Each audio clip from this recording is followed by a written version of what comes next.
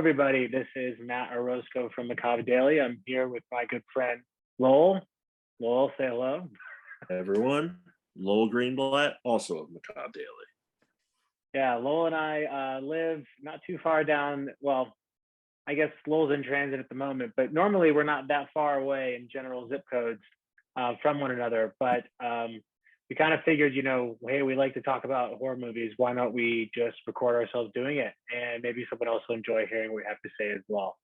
So that kind of brought us to this macabre monthly sort of, maybe monthly, maybe semi-weekly, wherever we feel like it kind of thing, where we're just going to pick a topic, chat about it, and then that'll be it. But before we get into that, always love to hear, Lowell, what have you been watching? Well, I just rewatched Valentine last night because it just dropped on Shudder. Classic. It's funny to watch. Like, I think it's like the 22nd anniversary, I think of it, or the 21st anniversary. And it's really interesting because it is like a little time capsule of slashers for that time, but it kind of feels like if Scream was the beginning of the revival, Valentine's kind of like the end point. It's like the last time you really saw slashers in that vein coming out. The beginning of the end. Yeah, it's like the tail end, and like, it's got some charm, even though everyone in it is just terrible.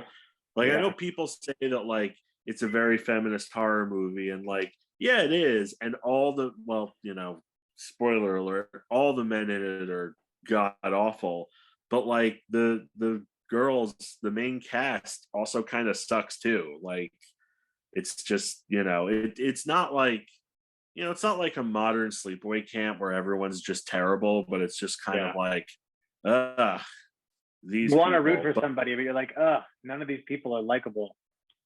Yeah, even Marley Shelton is like the final girl, like learns like devastating secrets from her friends, and she's just like, what? And, but good kills, great mask.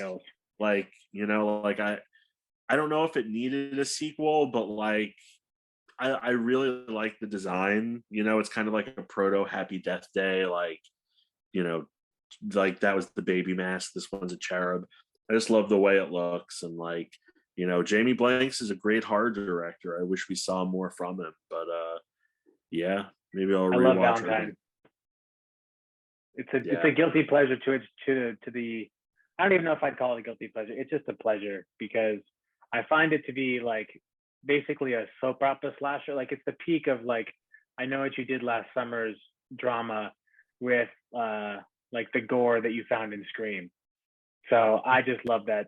And also it has just peak 90s. Everyone in it has just either gone on to great careers or faded from memory. Yeah, it's funny. I was thinking Marley Shelton from this and Anthony Anderson from Urban Legends Final Cut also wound up in Scream 4. So it's like Scream 4 is even more of like a culmination of like, slasher movies of this time. I'm like, oh, I wonder if that was intentional, but we'll never know, sadly. Yeah. Oh well. And I brought up Scream 4 because I did rewatch Scream 4 because I've been listening to the Halloweenies podcast recap all the Scream movies. I rewatched the first Scream before I saw the new one. And I thought I'd take a look at Scream or Scree 4M, whatever it is. The one where they talk about remakes, Scream 4. Yeah. And like, I remember I thought it was okay when it came out, and it still has some great parts, but like, it's one of the lesser Screams in the franchise, I think. Like, a lot of it has aged surprisingly well, which, it maybe not a great thing for society as a whole, but like, they were definitely on the pulse of something. But, I like 1 and 2. That's really my jam, and I like the new one also. I don't know if that's a modern rewatch, I should say, but at least, and not really a spoiler, but I love that none of these movies have a cliffhanger. Like it's just None. like if we want Yeah. to come back and do one, it's great, but there's no like, there's a third, fourth, fifth, whatever killer. So, the kids like Scream 4, but Scream 2 is still better. I don't know why that's a debate right now, but that's me chiming in. Because people like to because if there's an opinion, we must argue over it. Yeah. I think the Scream sequels are largely all pretty even. It's like once you get after 2, I kind of just put them all like you could probably switch those around for the most part, and I'd be okay with the order. But yeah, Scream 4 is surprising. I remember I didn't see it when it first came out. I like for some reason I didn't have any interest. I don't know what it was at the time, but I held off for I didn't see it for the first time maybe 3 years ago. And Really? yeah, and I dug it. I mean, I also did movies that deal with technology in any way always have the kind of unfortunate circumstance of being judged against whatever technology is current when you watch it. So like you can watch The Lawnmower Man, which is not a bad movie, but you have to suffer through a lot of bad stuff. And yeah, the premise is insane and goofy, but you know what? That was the 90s. But it holds up well on the technology side, which I think is a really hard thing to do. And probably will for as long as we have, influencers and social media. Seems to be a constant. Yeah, I mean the cell phones in the original Scream are like bricks. I kept waiting for someone to be hit with one repeatedly. But part of me just wants to change this whole conversation to going back to your thoughts about the Lawnmower Man, because I kind of can't believe what I just heard. Fair. It's not totally it's not fair. a great movie, but you know what? It gets a bad rap for having really awful graphics of the time. When the story itself, again, it's absurd. Like it's just kind of absurd and silly, but it's basically what's happening now, just with Pierce Brosnan and Jeff Fahey instead of Mark Zuckerberg in the metaverse.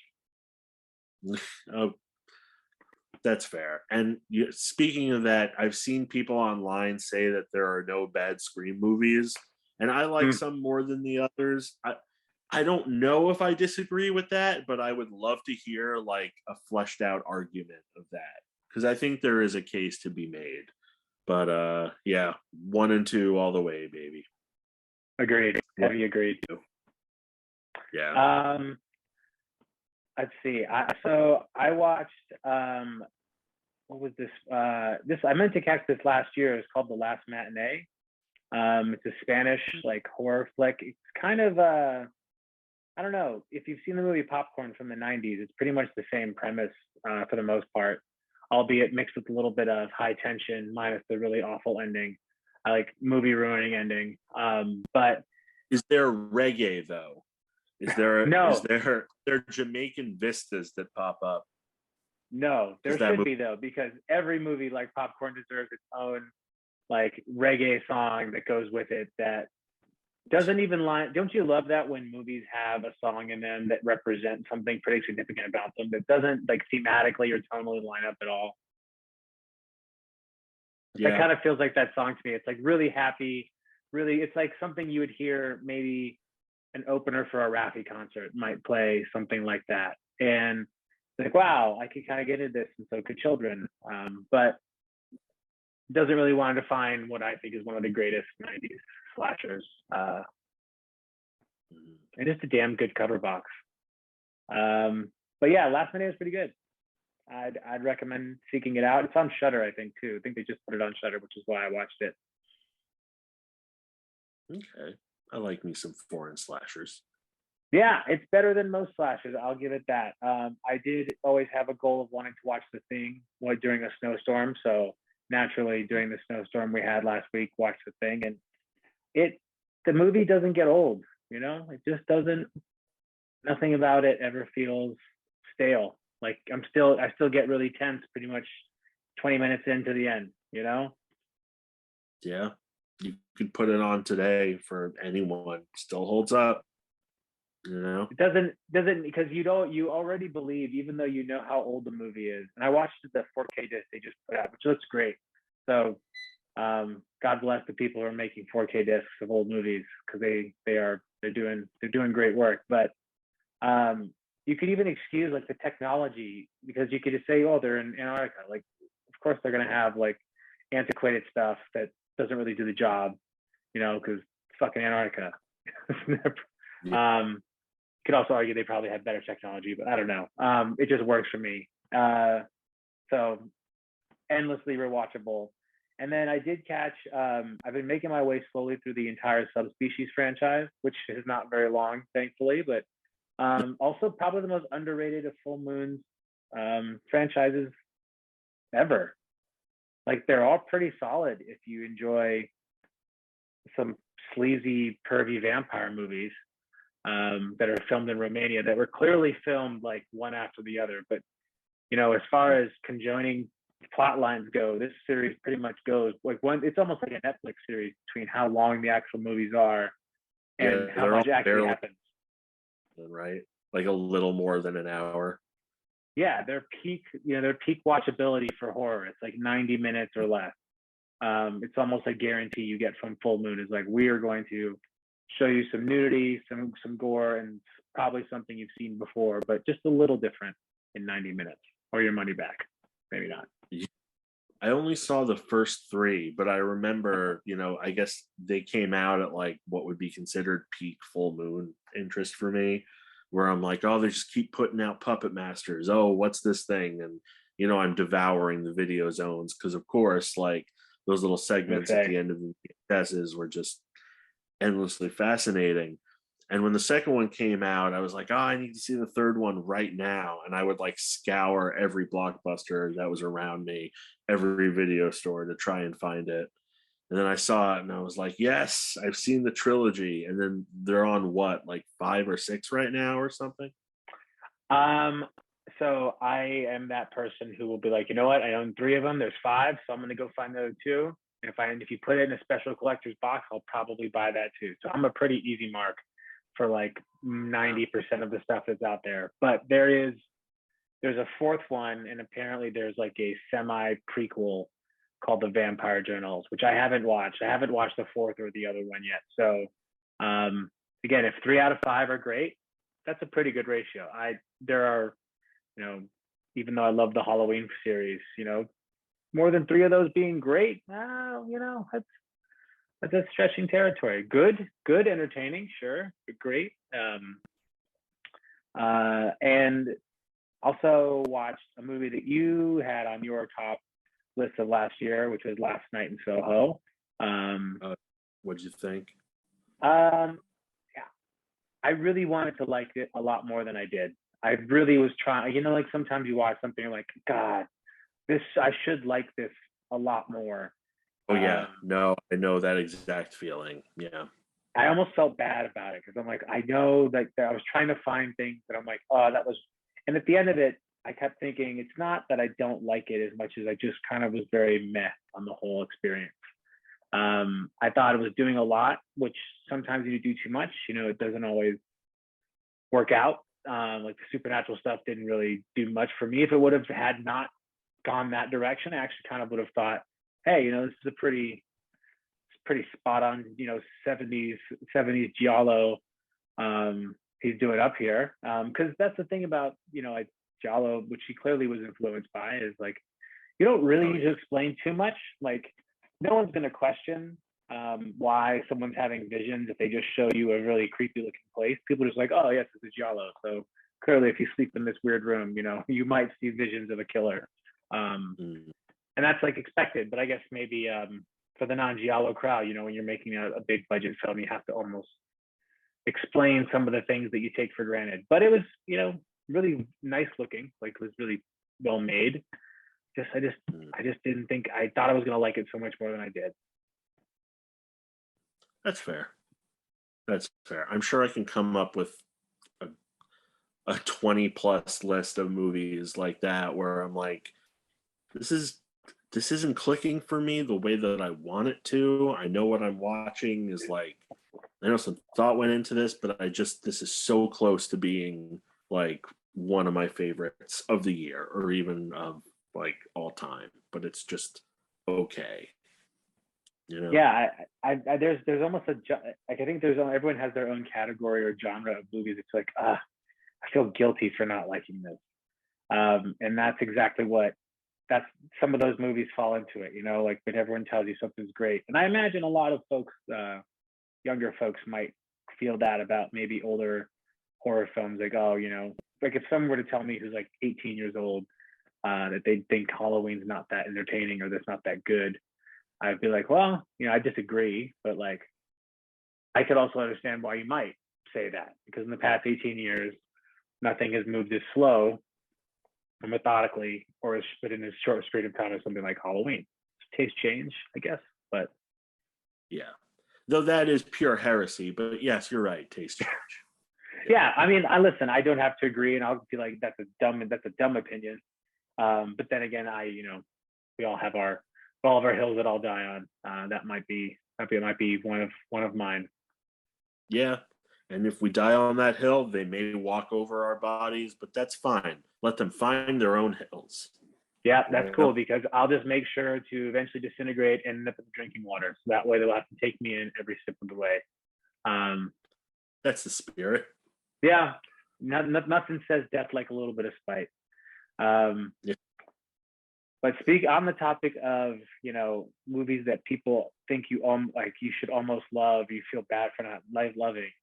Um, I almost feel like that might be a few of those on the list of films we picked for the topic today, which is what are the modern horror, like the modern horror classics. Like if we think about the 2 decade period of the 80s basically to the 2000s, we have a pretty good chunk of really well-known horror films. But what about post 2000 to let's say now? It's roughly 20 years, give or take a couple at this point. We could even make it 78 and have a real, go back that far. But either way, the point is, from modern 2000 to present was the challenge. Um, when we came up with this, I told Lowell that there wasn't any real rules, so to speak. Just had to be between 2000 and the present. And the question came up: well, should it be something that is going to be like considered a classic outright? Is it one that we just really like? I'm like, well, let's do a little bit of both because I always think it's interesting to like say yes. The Conjuring might be one that ends up on someone's list, but it's like the Conjuring's also kind of made itself pretty important by now. So that's its page in the book of history. So to keep it fun and interesting, keep it subjective, but also we've got 10 films. We'll see if we go through which we agree with.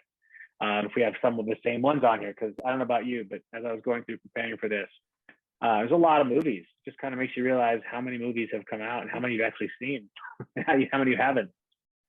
Yeah, and how many great ones have come out in like the past 10 years, and how many like shifts in the popularity of the genre there have been. I tried to narrow it down to what I call growers, not showers. Like obviously like something like Get Out, it's like pretty much an instant classic. Like that never happens. We know Yeah, that it's great now and it's going to have longevity. And I try to think of ones that I thought would have longevity now, even if they're not necessarily as popular. I mean, some of them are like popular blockbusters, obviously, but like, what are we still going to be talking about like this in 10 years? yeah, and I think that leaves some room for the cult classics, the ones that maybe didn't do so well, like The Thing. It's a great example of a film that didn't perform well at the time, but grows as opposed to showed to keep in touch with your with your list theme. So I'll have you started off, Lowell, and if I have one on my list that's gonna, because I didn't rank these in order wise. I don't know about you. Yeah. Yeah, I feel that's just pointless because it changes. My like people ask your favorite movie, it's like at what day is it? That kind of depends. But yeah, if we have the same one, I'll just chime in. But just give a little bit of why you picked it. So we'll start with one of yours. Okay. I'll start off with which one? I'm gonna say Cabin in the Woods, because I mean it's almost like a canned elevator pitch, but it is kind of like the next generation's Scream until you say Scream 4, the new Scream. But it's that it does self-aware horror in such an incredible way, um, that really wasn't done in Scream. And I guess you can call it a horror comedy, but it's as long as there is the horror genre, we are going to be reflecting back on the horror genre. And I think that was like, the next tentpole after Scream, to sort of like make us look and laugh and like flip the fuck out at all the gore. And my God, the last like 20 minutes of that movie, so good. mwah, like it's just great. And I think we're going to be talking about that, and quoting it for a long, long time. Maybe someday, a merman. Well, that's definitely on my list. Like that was one of the ones that I just felt undeniably, like as you said before, some movies like Get Out, for example, would be an instant classic just because like you just get one that's minted, right? You just get it. Like here's one that everyone's going to talk about in perpetuity. And I think this deserves to be in that same conversation also because it didn't really I remember when it came out, it wasn't really marketed really that well, but also how can you market something that like that without basically spoiling it? You know, the whole premise that's built upon the premise. And as you and I have talked about the use of meta, it's one of the ones that does it right. It's one of the ones that does take it and really makes it. It could work just as well if it wasn't self-referential, but the fact that self-referential makes it better, which is, yes, the chef's kiss of horror right there. So I definitely have Cabin in the Woods on my list. I have nothing else to add except for what I just did because that's bona fide classic. All right, let's see. So I'll even though I've got one on here, so I'm gonna cross it off. So it took me a while to I feel like I'm changing it even in my head now, but yeah. No, I had to. It's almost like when the trick they give you when you're like ordering at like a Cheesecake Factory or something like that, where the menu is just this like pages upon pages. It's like when you find something, you just close. It's a spiral notebook. It's a legit what other the Trapper Keeper. Yeah, it's like, am I doing my taxes or am I ordering some ribeye? What's happening?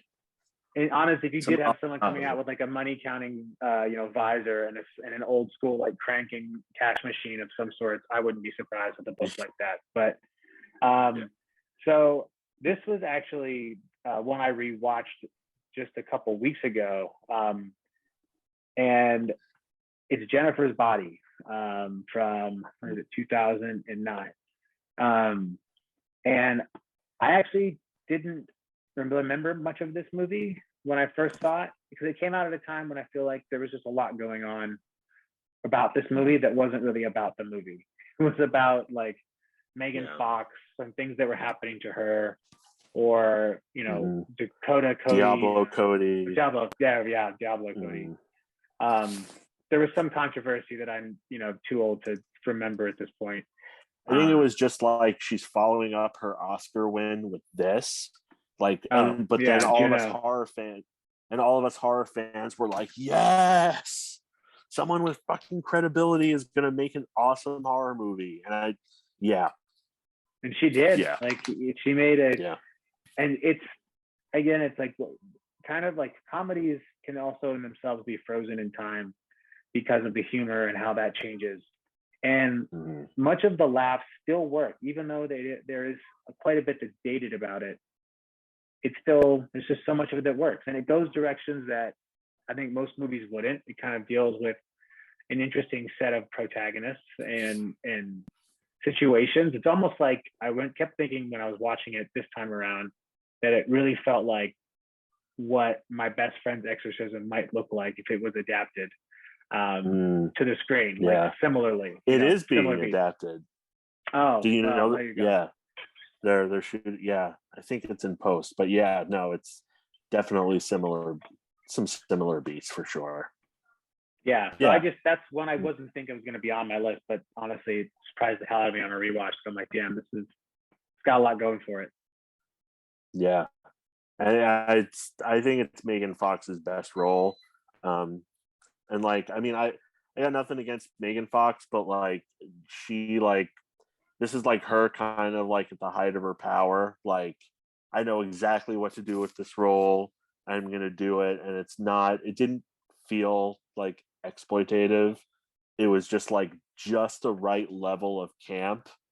And like, it's I feel like with a movie like that, it's easy to go overboard, and maybe a few other characters kind of do, but it's a great central performance. Yeah, it really is, and she totally hams it up in the best way possible. And it definitely Mm. goes for the for the jugular when it comes to the violence. Like it's I can't remember if it came out as an R-rated movie or not. Part of me wants to No, think it that was it didn't. R. It was R. It was definitely R. I mean, she's a demon who's like biting into people. There's an unrated version, but like, yeah, no, it was an R-rated horror movie for sure. You win an Yeah, Oscar, you can make an R-rated horror movie. that's Yeah. them's the rules. I don't make them, but Mm-hmm. yeah, I really dug that one, and I think its status as a cult film will continue to grow as the years go on. Yeah, for sure. Um, What's can you hear next up me for okay? you? I can, Okay. yeah. Uh, okay, cool.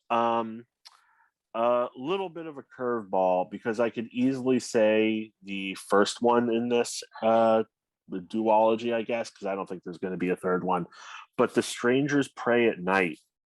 I Whoa. mean, yeah, and it's so different from the original Strangers, and I like The Strangers a lot. It's fantastic home invasion, but there's just something about The Strangers Pray at Night where it's so fascinating and dynamic, and it's just I think it's like under 90 minutes. It's just in out brutal. It uses its soundtrack so unbelievably well. I mean, the music in that is, for me at least, kind of inextricable to certain scenes in that film. And I feel like, people are going to discover, the strangers over time. And yeah, you can say it's in the canon, but I feel like Pray at Night is one of those that people are really going to discover and love over time. I just thought it was great. I do think it got unfairly maligned when it came out because, and I need to go back and rewatch it personally because when I saw it for the first time, I had this really. This is a perfect example of a movie like Last Night in Soho. I felt like there's some reason like I should love this a lot more than I did. I think I concluded that the characters to me were just really like I was like I want you all to die. Like I don't I'm so glad I'm watching you die on this screen. But at the same time, Oh um, man. I really enjoyed a lot of like some of the like the set pieces themselves, like the horror set pieces that happened were really well done. And under Mm-hmm. 90 minutes, as you said, it's the key to my heart every time. Mm-hmm. But I love that curveball. Yeah. So I'm Mm-hmm. going to put up another one in here, which I don't, I don't, I wouldn't call it a curveball, but I would say like I think it's one that has the ability to potentially get lost in time, which is Ginger Snaps, which is way at the And I beginning in thought like about putting 2000. that one on. Yeah. Yeah, Mm-hmm. like I feel like Ginger Snaps is like the best. I still think it's the best werewolf movie ever made. Like I will die on that Really? hill. I will die on That's that hill. okay. Now it I doesn't don't have the think best you're werewolf. wrong, but mhm. But yeah, I mean, yeah, it's definitely a contender, but also, I think there's just such a dearth of werewolf movies, or at least good werewolf movies. And like, you make a top 5 werewolf movie list of all time, it's up there no matter what, somewhere And in that list. Yeah. the werewolf genre is one where like I just feel like it needs to be Frankenstein with bits of other movies to make the best one. Like I really like the way that the werewolf looks in Bad Moon, but like Bad Moon as a movie doesn't always work 100%. It's And barely a movie, but yes, that is a great werewolf. I will like I do think Ginger Snaps as a movie doesn't have the best werewolf of any werewolf movie, but as far as the way it deals with the subject matter, it's a movie that whether you I know, like, even though it makes it pretty obvious what the metaphors are related to, it makes it even better if you like know those. But if you don't, they're not required for viewing. And there's some genuinely, I think, harrowing parts in there, where you really feel for the characters, particularly the sisters, what they're going through.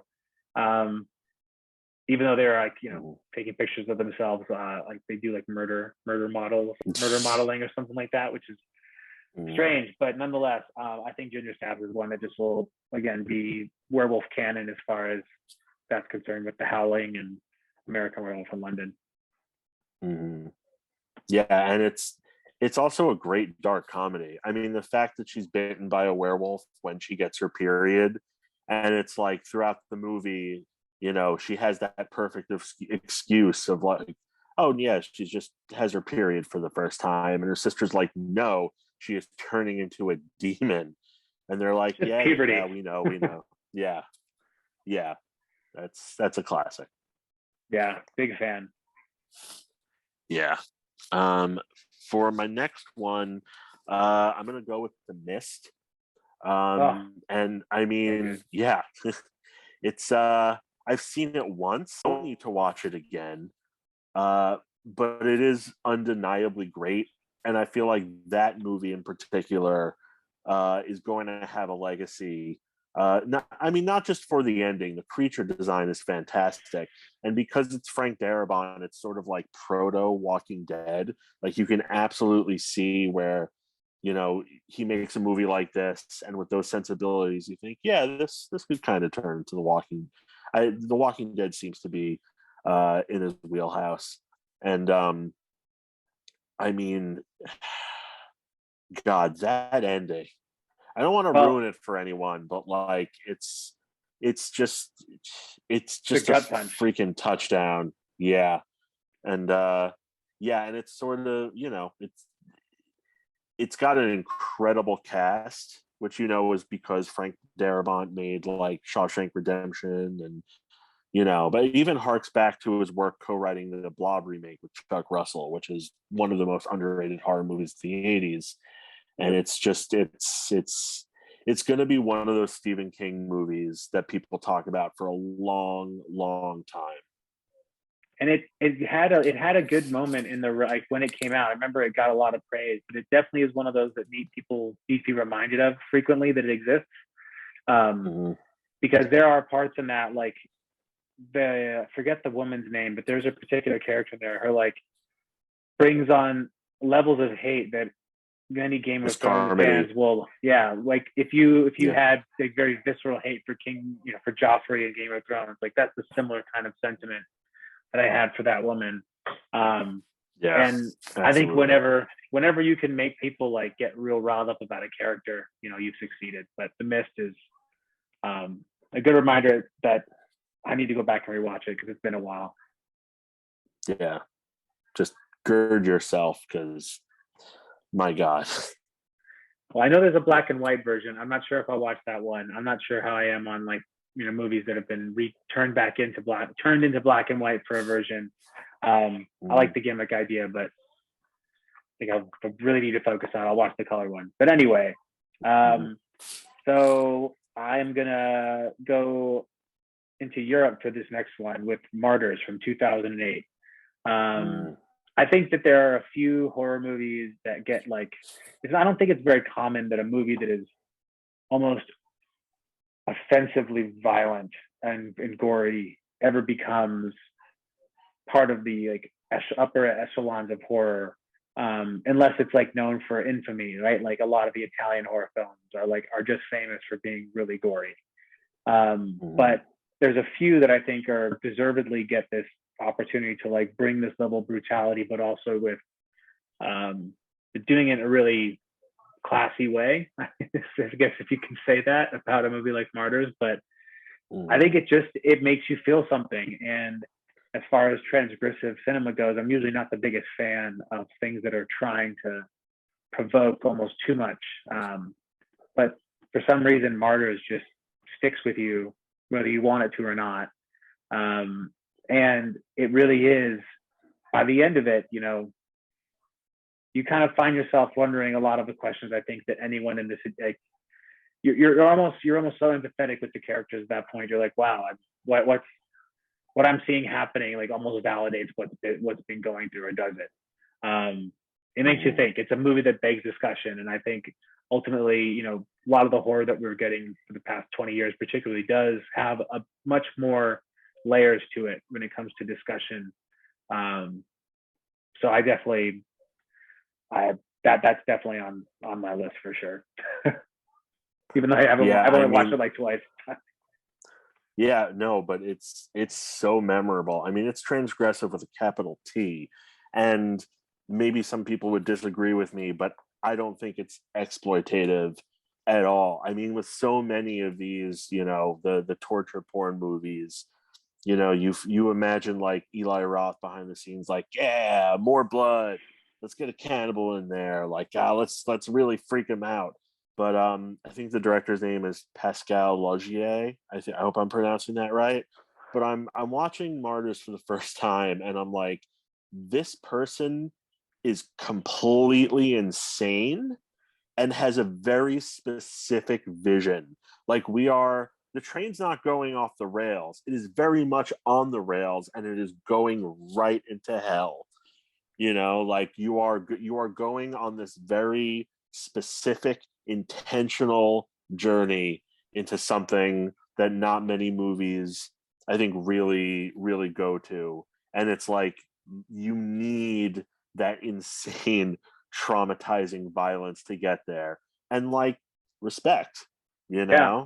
like, like it's almost kind of like the opposite of Rob Zombie in a lot of ways. Like, he's just throwing a lot of, and nothing against Rob Zombie, but he's throwing blood at a wall and seeing what sticks. But like, this is like, this guy's crazy in the best way, and I respect that. And you genuinely wonder if they actually know what this might look like for real, because everything does look just so gross. And again, it seems real. I would have no idea, but I think about movies. Recently, I watched Titan, and again, another transgressive film which just didn't connect with me. And I thought in almost in an opposite way of Martyrs, where the violence seems excessive until you realize why you're seeing it. Whereas something like Titan, it's like the violence is there to provoke you.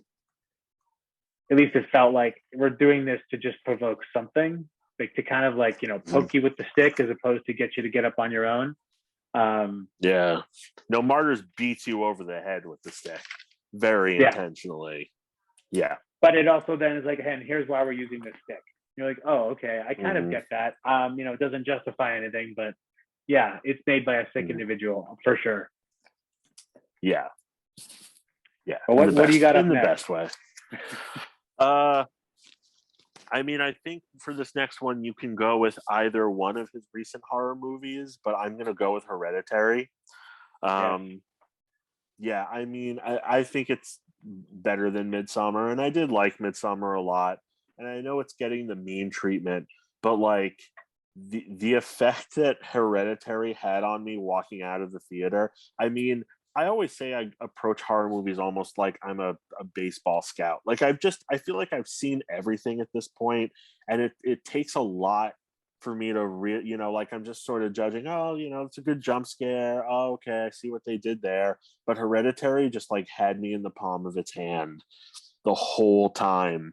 And it's just that I mean, besides having one of the most memorable kills in all of horror, which I won't even spoil here, it's just so many movies like that try to, oh, we're killing Drew Barrymore, we're killing whoever, to throw down the gauntlet and say that like no one's safe. But this one really, really did it.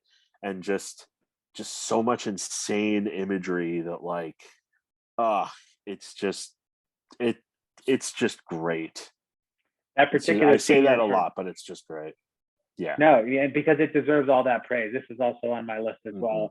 And I mean, the reason why I love going to see movies in a theater is largely due to some the unintentional or the intentional thing that happened because of the movie. In this case, the particular scene you're referring to, there were people like talking in the theater when I went to see it, and no one was talking at that moment. Like all of a sudden, like, and for the rest of the movie, it almost like cast over this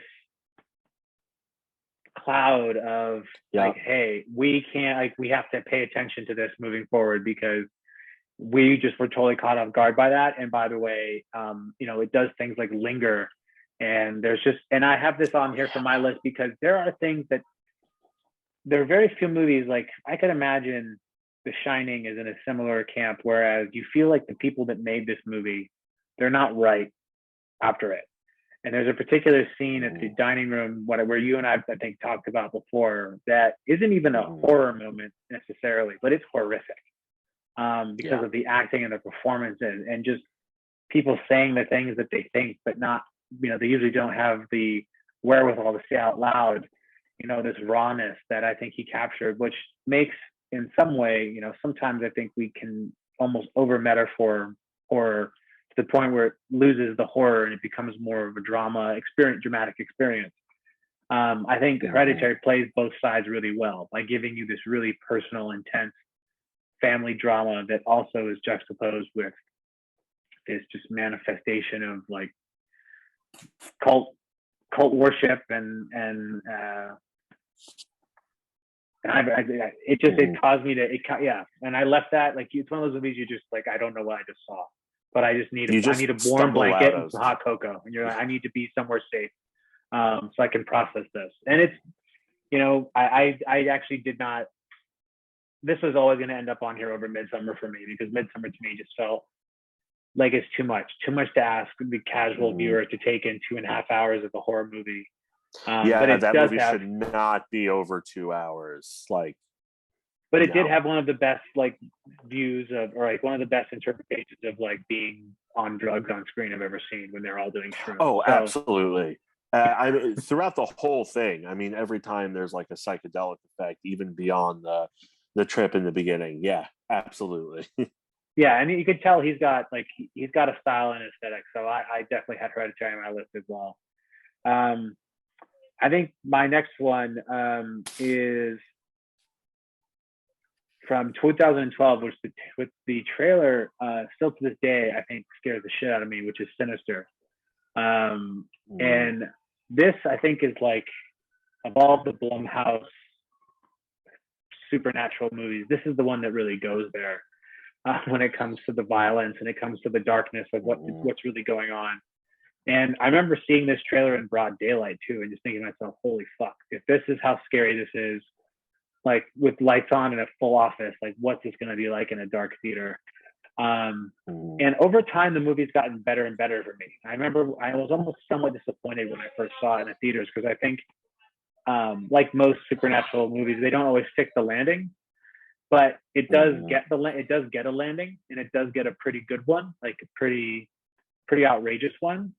So I do think this is one that, like, when people start to go a little deeper into paranormal or supernatural horror, which we saw quite a bit of over the past 20 years, particularly the explosion of Insidious and Conjuring films, I feel like this is one that doesn't get as much attention, but is exponentially creepier and sticks with you in a way that the other two are more like a passing jump scare. And Sinister kind of gets a little under your skin with some of the imagery and the content. Yeah, I got to be honest. I liked it, but I never really understood like how people's minds were so blown by it. Like, yes, parts of it did get under my skin, but you mentioned The Conjuring and Insidious. Also, I prefer the Insidious franchise myself. It might just be a matter of taste, but I feel like you're writing towards that ending, and like you got to kind of,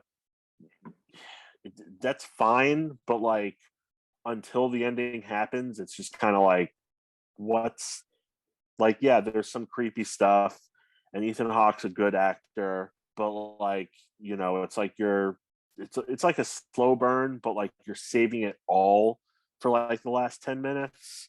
And that, I actually kind of like the sequel a little bit more in some respects. I know that's kind of a hot take. But yeah, the ghouls are really creepy, creepy boogeyman. I think that's why it sticks with me. I think as far as like plotting and everything else goes, like objectively speaking, with Conjuring, like, and I would agree with you, the Insidious, I do prefer it because it is just a little bit darker. Also, Insidious has the best jump scare I think since Exorcist 3, which is the pacing outside the window. Oh yeah, Gets me every time. But I do think that with Sinister, the one thing that I think it made me choose it has less to do with the quality of the film and more to do with the fact that it has some genuinely scary stuff in it, like things that will stick with you. And I think when it comes to horror, Candyman is an example of a movie that, watching it now, I'm able to appreciate it despite its flaws. When I was younger, I didn't see any flaws because I was scared shitless about what I was seeing. So I'm like, oh, this movie's great because it scared the shit out of me. And that's kind of how I felt about it, because there are some things, the more you think about, and again, applies to like 80% of the Blumhouse films, the more you think about the ending, the less sense they make. But I gave it a lot of points for just some really haunting looking shit. Yeah. What else? So this one's kind of the easy one, but I really think like the specifics of this are really going to stand the test of time, and people will talk about it for a long, long time. And that's 28 Days Later. And I know that like it was a hit when it came out, and it was the one that sort of introduced us to the concept of running zombies and the rage virus and all that. But it's just, I think it might be the best zombie film since Night of the Living Dead. And I'm one of those people who loves Day of the Dead over Dawn of the Dead. So do with that what you will. But it gave the shot of adrenaline into the zombie subgenre. And it's so effective, and it seems like all the aesthetic choices that are made for it just work completely.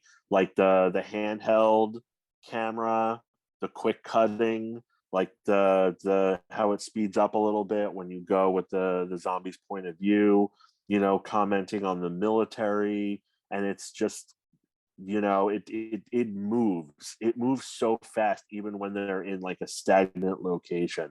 And I feel like, and I love 28 Weeks Later. Like, I really think that's an underrated sequel. I just think people don't talk about it as much because it's not by Danny Boyle, and it's so dark. Like, it's maybe one of the bleakest horror movies I've ever seen. But 28 Days Later, like, it's like its own thing. And I feel like no filmmaker has really tried to, like, well, okay, Train to Busan, maybe, but like that's still like, that's on a train, and it does have like a very specific, like, parent child plot. But yeah, 28 Days Later is just like, this is what happens when a great fucking director uses his chits to cash in, making just like a great balls out zombie movie. I mean, if it came out today, it'd be released by A24 probably, but it'd be the craziest A24 movie. I love it. It'd be the most fast-paced one, that's for sure. Yeah. And I was considering putting this on my list, but I think it carries its own gravitas, because I think it does get a lot of credit for giving the world the fast zombie. I don't think it was the first per se, but they're the ones that made it like all of a sudden this is an aesthetic we can use, which I think Dawn of the Dead, Zack Snyder's Dawn of the Dead used. And it is kind of the proto Walking Dead, when you think about the plot and everything that happens, the focus on how people survive rather than the fact that there's a bunch of infected folks.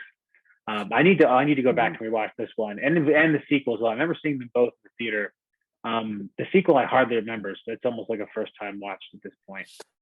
It's honestly, I don't even think there are any like crossover characters. It's almost like its own movie, but it's really, really good. It's dark. but Yeah, I like mean, the end of it's, I 28 mean, Days is pretty bleak look at humanity as well. I think that's on brand for the mhm, series. yeah, yeah. But 28 watch the years later. sequel again. Oh God, that's Land of the Dead, basically. But Yeah, which yeah, you know what, it didn't make my list that we're talking about, but was definitely in my list of contenders because it does not get enough credit for being yet mhm. again way ahead of its time, Oh yeah, oh yeah. especially right now. But so the next one on my list, I think it's I think it's no surprise to anyone that's seen it, but I still think it hasn't been seen enough, which is The Descent. And I think The Descent hasn't been seen by enough Mm. folks who aren't horror fans, um, because it is one of those movies that breaks, I think, boundaries when it comes to getting people into movies like this. Like you can show it to someone who says they don't like a horror movie, and they'll enjoy it largely because of how tense it gets.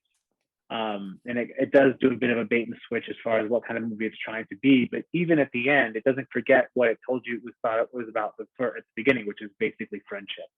And there are some scenes that not only are still pretty surprising to see if you don't know they're coming, but also really kind of, I don't know, horror movies can be so good at making you feel empathize with people making a mistake, that you could see how they'd make. You're like, Mhm. whoa, the repercussions of that mistake must really suck. And so there's just so much of that. Like, would you do something different in a situation, and it probably would come out the same way.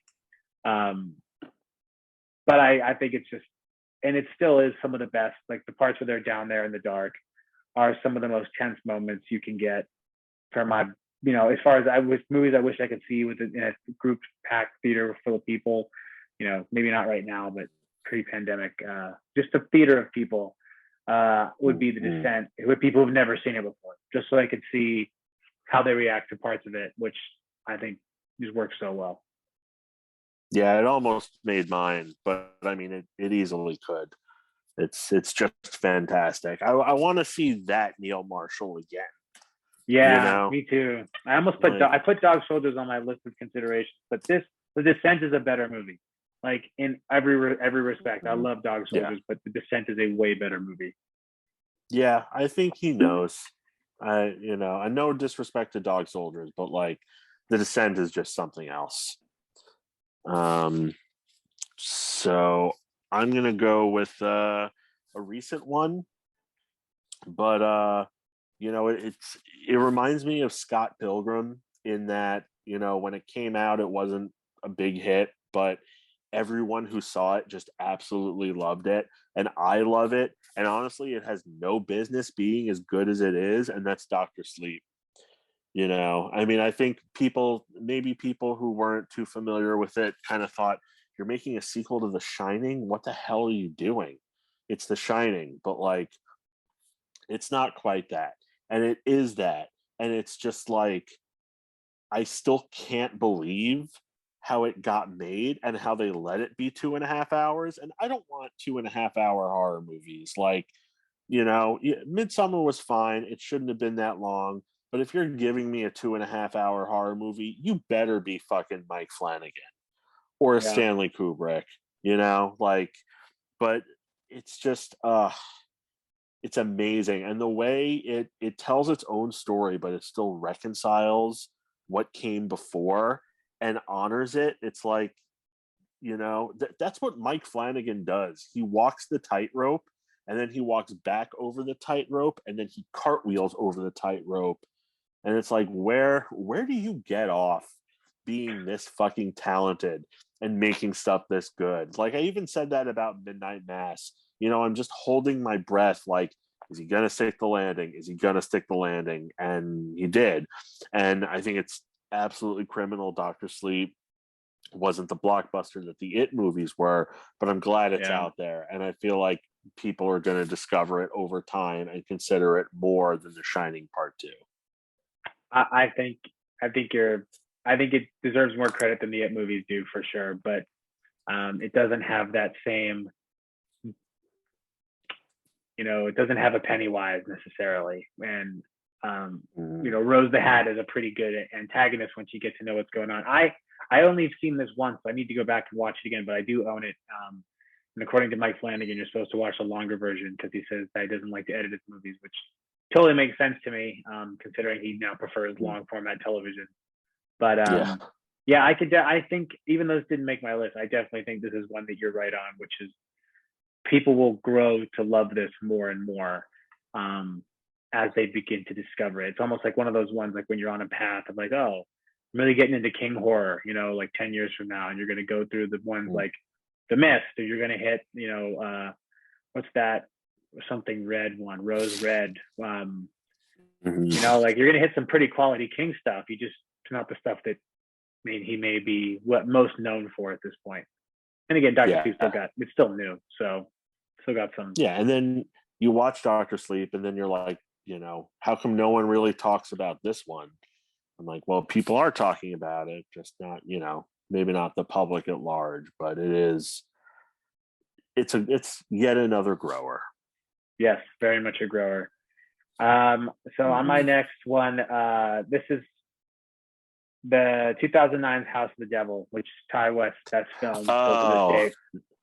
That was so close to making mine. I sort of switched it out for something else, but yeah, no, 100%. I think that this one is another kind of underseen broadly, but within I think the relative horror community, people know more or less about it. But it's slow burn that pays off, and there's so much slow burn that doesn't pay off, or doesn't pay off well, or maybe doesn't feel like it was worth the slow burn in the first place. This is not only it's not a long movie either; it's 90 minutes. So if you're going to make a slow burn movie, you should by default have to keep it under an hour and a half. So that way you're leaving pretty much an hour build up for 20 minutes of release. And in this case, that's exactly what happens here. The first hour of this movie is wholly uninteresting for the most part, except it's just captivating because it reminds you of because it's small. It feels something familiar. It's a very basic setup of a babysitter, just watching a house with a very small catch. But by the time it gets to the end, and then the way it goes to the end, like what happens at the end, just delivers in every possible. Like I love when movies not only shit on your expectation, but give you something even better. And I think so many movies, when they get to the end, particularly the slow burn ones, they live or die on that. Like, what is it? Kill List, the Ben Wheatley movie. Yeah. Like, without that ending, that movie is just so abhorrently slow. But because of the ending, you're just like, wow, I'm glad I waited for that. I'm not sure I want to wait again. So this one, I'm not even entirely sure what happens in that movie. I think we need to talk about that because I feel like I've seen it like 2 or 3 times, and I'm like, what? Every time. And I mean, it's good, it's interesting. I've watched it multiple times, but I'm just like, I'm like, just pretend I'm dumb. Just tell me what's happening here. Just help me out. Yeah, it's nondescript, but it's good, and again, it just where it goes there in the violence. And I think sometimes, they don't always deliver when it comes to like, hey, we're going to show you someone's head getting exploded off screen. Okay, well, I want to see that on screen now, especially if it's a slower burn movie. Just give me that. If you overload the back 20 of your movie when you made me wait for an hour, you're going to get a happy customer out of me almost every time. Surprised I don't like more Vinegar Syndrome movies, to be honest, because I feel like most of them live or die on that last 20-minute mark. Yeah, though that was a good headshot kill. I mean, it's the best. It reminded me of Fargo, just with the little blue. I'm like, oh shit. The Coen brothers can do gore like no one else either. They're quite good when they want to be. Yeah. Oh yeah. Oh yeah. So actually, instead of House of the Devil, I switched it up and I put on It Follows,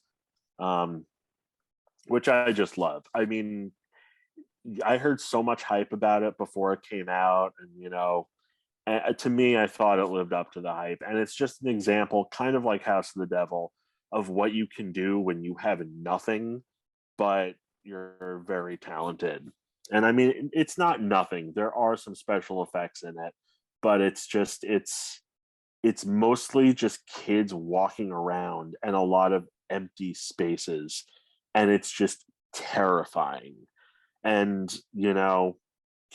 let there never be a sequel or remake to this. Let this just be its own standalone movie that people can talk about and debate about just forever. And I know it was like a darling when it came out, but like this is one people are going to be talking about, and I think a lot of directors are going to be looking at as an example of like, how do I make my own low budget horror movie in the future. Even though this isn't on my list, if I was making a list of movies that deserve to qualify, regardless of my opinion, It Follows would be on there. It's very magnanimous of you. And I think you're right that it is one of those movies that people will look at and get inspired by, because it does do dread. The atmosphere of dread in that movie is just it's thick, and it's in every bit of it. But yeah, I definitely see this one, and I'm always curious to hear, in the horror community, it's been a divisive movie, but like I always wonder, critically it did relatively well, but it was still very much underseen, I think, by the broader public, because again, it was this kind of art house-esque horror. Yeah. But I mean, there's some parts in that, like just the beach scene. I mean, the initial chase scene, all of them are just kind of, they definitely stick with you. And it's definitely one I think people will continue to get a lot out of moving forward. Totally. Well, I think I'm going to take an easy way out on this one, which is Trick or Treat from 2007. Even though it's got its own industry now with like Sam basically being a mascot, I think that is somewhat, when we think about what makes a horror, what allows entry into the pantheon of horror classics, it does come with some level of iconography. And I had to consider putting something like The Babadook on my list, because I do like that one more than like something like It Follows, to kind of represent that mumblecore-esque A24 horror vibe. But ultimately, like Trick or Treat, to me, like you don't get a lot of good anthology movies just in general. And usually if the ratio of, if you usually get 40% of the anthology movies or 40% of the stories in a movie, an anthology, are good, you're in a good place. But for the most part, you're not even guaranteed that.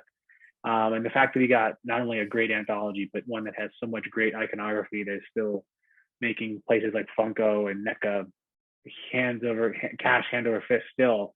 I don't think that's going to go away. And I'm glad that they haven't, tried to make a sequel of it. Even they've made a Universal Studios. It seems like I was chased by a Sam at the Halloween Horror Nights. So it's been commercialized, but at the same time, I do think Michael Dougherty had something really special with that movie, and its history is almost as good as the movie itself. It's one of those that just couldn't find a release date, couldn't get a distributor, kept getting dropped, and eventually, didn't really get a major theater, or didn't get a wide release, and became a big hit. One of probably the last few movies to get big on home video before streaming.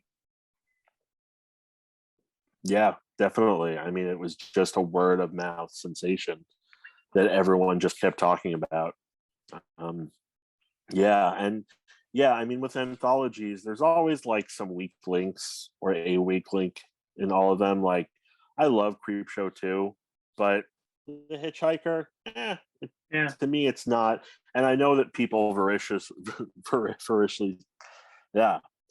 people are adamant about the fact that that's the best one.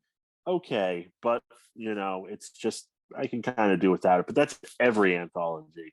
Even though VHS 94 really, I didn't think had a weak link.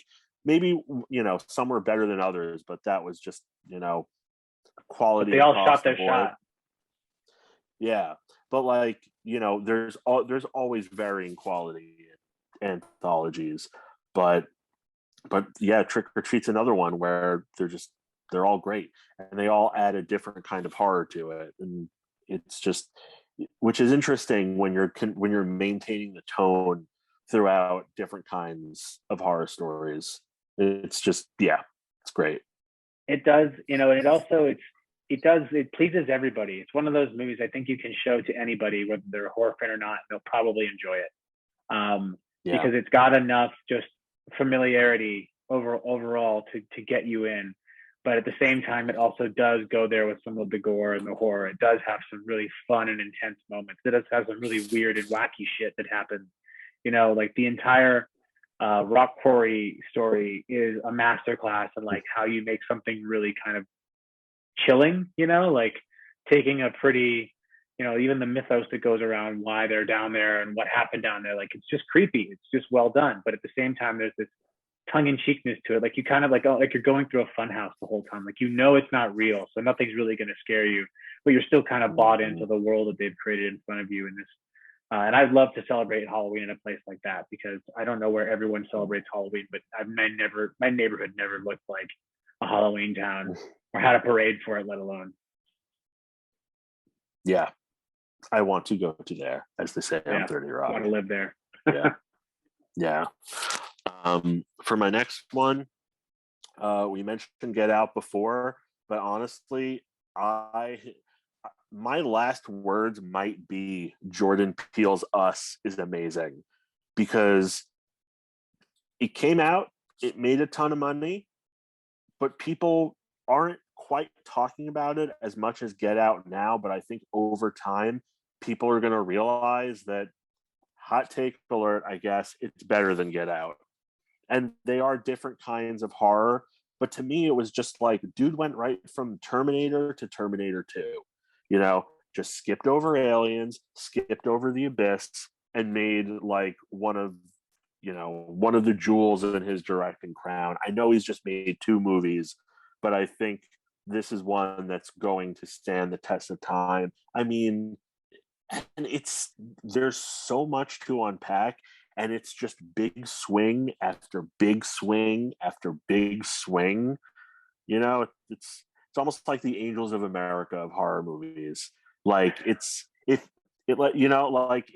goes for so much that if it was bad, it would be really bad. But his ambition matches his talent, and it's just fucking great. Like this is on my list as well, because I was actually going to put Get Out, and the reason I chose Us over Get Out has a lot to do with what we talked about in the beginning, which is like Get Out's already got its inherent credit. Like it's been given an award that no one can take away from it at this point. And I think that it deserves all of that praise and then some. But as far as a movie that's going to really get more viewers over time, it's definitely Us. Because it's one that I think a lot of people, again, went in with the expectation of they wanted Get Out 2, but they didn't want Get Out 2. They didn't know, like, I don't think people know what they want. They just know what they like the first time around. So they expect something similar but different.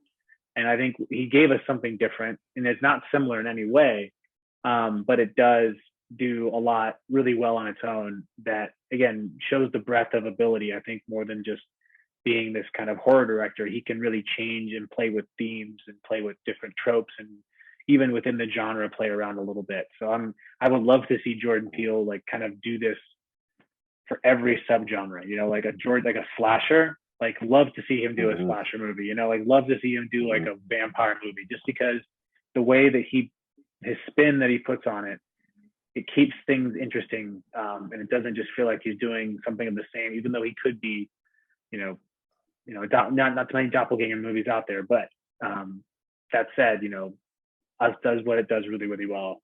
And part of it's just really great performances too. Yeah, it's great. What about you? All right.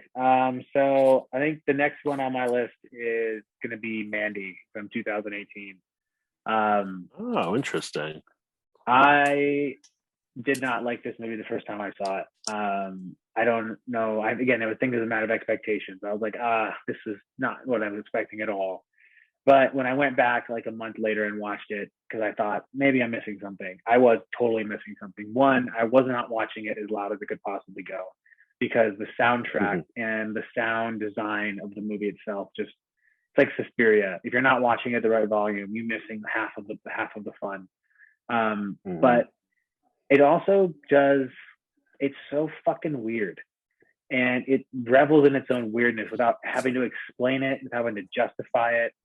And I almost feel like Panos Cosmatos is like the anti-Ari Aster. Like it's almost like if Ari Aster is this highly emotional, metaphorical version of this like horror, Panos Cosmatos is like the acid tab of horror that is just like, I'm going to give you some really weird shit, and that defies expectations. So it's a movie that just grows on me every time I watch it. I think it's one that, even though it did have a big amount of fanfare, I think it was divisive largely because everyone's got an opinion about, what they were expecting, and it wasn't that. But I could see this one becoming one of those, like almost like a Dead Alive type movie for people, where it's like, wow, this is just underground cult status for a while until eventually it gets enough credibility to be considered much more important than I think it was at the time of its release. Even though, again, they get a lot of credit, a lot of boo-rah-ha for its release, and it's miles better, I think, than Beyond the Black Rainbow, which again, you could see the shades of what he was going to be like in Mandy. But I think it's just even though he does need help with some scripting, in fact, if him and Ari Aster could just like get someone to help them with the narrative a little bit more, they'd both be in good places. But either way, I'll take the visuals in Mandy, and that editing technique too, by the way, where he's changing into her face and hers into his. Oh, that was magical. Like you see stuff like that. Magical. Yeah, like, and like that's the strangest. Like that's a great trick. Like I was like watching a magician. And the totally LSD fueled biker gang from hell, that's a vibe. That's a vibe for me. Yeah. First of all, Dead Alive is not the preferred nomenclature. Brain dead. Brain please. dead. Well, there's no wrong answer. But I had sort of a similar first time experience with Mandy as you. I saw it at Alamo Drafthouse, where they really did have like the sound, and it's one of those I just stumbled out of the theater like I need to see daylight. And I did really like it the first time, but I didn't like it as much as I thought I would, because it wasn't quite what I thought it would be. Same thing happened with Inglourious Bastards, where I'm like, I'm pumped for this, but it wasn't. It was great, but it wasn't what I was sold that it was going to be. But then I did rewatch it, and I thought it was at first very top heavy. Like, we're taking a while to get to Rage Cage, but you need those sort of slower scenes in the beginning. Like I like this sort of dream logic and like the mood that it creates before he like goes crazy. My wife watched it. She's like, I don't get the story about the starlings. I'm like, I don't really either, but it's like setting the mood, and it's like Legend. Like, have you ever seen Ridley Scott's Legend? Parts of it in college. But okay, I have the a story friend who loves is like, it. The Tangerine Dream score, I remember. Yeah, but it's like almost non-existent. It's like, okay, this person's supposed to fight this evil thing. That's it. Like, there's no real, he just kind of dumps you off in this world. And like, that's what Mandy kind of feels like. It's like someone just dropped you off somewhere. Like, you were bound and gagged, dropped off in this weird place. And now you just have to deal with that for the next 2 hours. And there's nothing to eat but psychedelic mushrooms. Yeah, it's just cycles and mushrooms and like, little tabs of acid layered around the place. But like that, it's a Fear and Loathing in Las Vegas horror movie, is essentially what it is. But it works at every level, and it's funny. I think sometimes when it intends to be, even with times when it doesn't intend to be, and it's just weird. It's something that you won't forget it. You'll never be able to say, "Oh, I've seen something like that before," because you just haven't. And I know that there's like no way they could do a sequel, but Panos Cosmatos actually talked about what he would do for a sequel, and it would be Nicolas Cage fighting Nazis in a burnt out city. And I'm like, I need that. That's a little closer to what I thought I was gonna get. But like, if there's any way he can do that sequel, yes, please. Oh my god. Is that like Panos Cosmatos of the Green Room? I mean, because that's what that sounds like, and I would 100% sign up for that. Yeah, I'm absolutely there. So I think I got two more, and right. I'm gonna go with The Loved Ones from 2009, the Australian horror movie, because I think torture porn was kind of like a moment in time, and I kind of hate that phrase, but like you can certainly put Martyrs in that category. Loved Ones is definitely in that category, but Loved Ones is, I think, one of the best examples of that. And it's just, Australia used to have a lot of crazy movies come out back in the day. Um, and I think this would fit back then with those, like, if it was made in the 80s, it would be a centerpiece of the Not Quite Hollywood documentary. It's just nuts and kind of creative, and it's just like it's mostly the guy, I guess, like being tortured for the whole movie, but it is like a white knuckle ride. I feel like a lot of torture porn movies, it's like, all right, they're there, they're being tortured. When is something else going to happen? But this one, you're just like, oh my God, who are these people? Where is this going? It's like the dinner scene from Texas Chainsaw Massacre, like for the whole 90 minutes. Yeah, not the whole 90 minutes, but like much longer. And I find it very effective. And I feel like when people talk about like that subgenre in the future, this will be one of the better examples that they'll bring up. And you really feel for that kid. Like you really feel bad for him because he's not a bad dude. Like like you kind of realize like, oh, he was being a nice guy, and this is what it netted him. And it certainly has some of the squirmiest, violence I've seen. Yeah, that's a solid one. And Australians know when to crank it up when they do horror. So I think one that I'm calling this.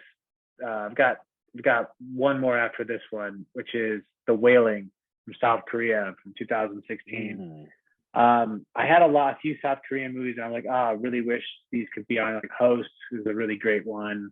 Train to Busan, obviously, but The Wailing, man, there's parts in that movie to just get to you. Not only creepy, but it's also very funny at times. It is a little long. Like I will say, like most South Korean horror movies, they tend to be a little longer than I think I prefer some, but at the same time, it's not wasted time. It is a really good use of like this. And it's been a while even since I've seen it, but I remember I had to put it on there because I remember being so just kind of shook by some of the like witchcraft, I think is what, if I recall correctly.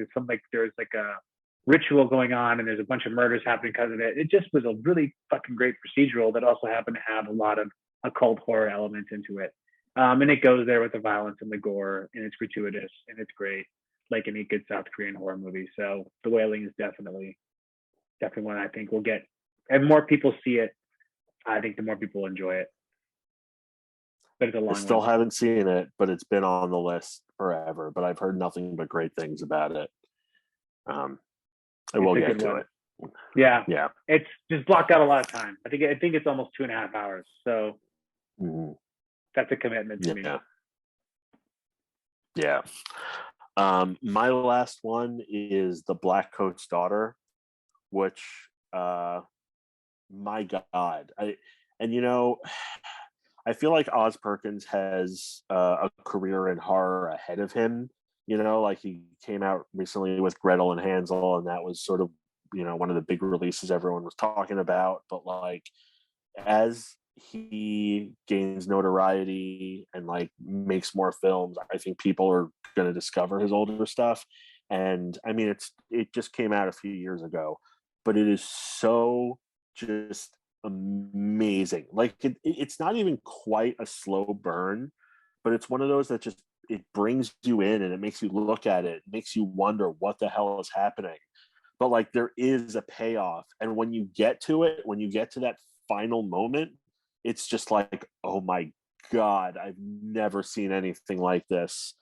This is just insane. And it's so atmospheric, and it just feels cold. Like you watch it and like your breath just like mists in the air.